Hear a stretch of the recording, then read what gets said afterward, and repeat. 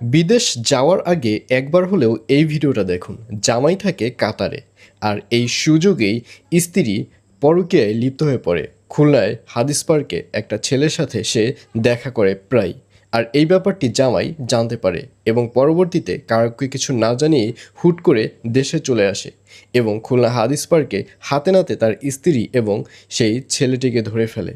জানলে অবাক হবেন, তাদের 1 বছরের একটা বাচ্চা পর্যন্ত আছে।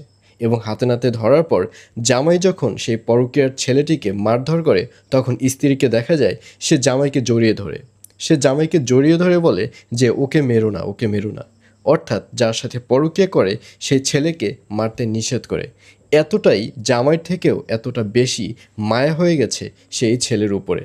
আর এজন্যই বলেছি যে বিদেশ যাওয়ার আগে একবার হলেও এই ভিডিওটা আপনাদের সকলের দেখা উচিত। কারণ আপনি বিদেশ যাবেন, মাথার ঘাম পায়ে ফেলে টাকা উপার্জন করবেন, আর সেই টাকা আপনি দেশে আপনার স্ত্রীকে পাঠাবেন। কিন্তু আপনার স্ত্রী দেশে বসে কি করছে কি না করছে কিছুই তো আপনি জানেন না। আপনার টাকাগুলো আপনি নদীতে ফেলছেন না তো। আসলে সব কিছুর চাহিদা টাকা দিয়ে তো পূরণ হয় না। আপনার স্ত্রীর যে চাহিদাগুলো টাকা দিয়ে পূরণ হবে না, সে তো চাইবে অন্য কোনো ওয়েতে সেই চাহিদাগুলো পূরণ করতে। আর এজন্যই একে একে করে সব স্ত্রীরাই পরকীয়াতে জড়িয়ে পড়বে। আর এজন্য বলেছি যে বিদেশ যাওয়ার আগে একবার হলেও এই ভিডিওটা আপনাদের দেখা উচিত। ভিডিওটি সর্বোচ্চ শেয়ার করুন।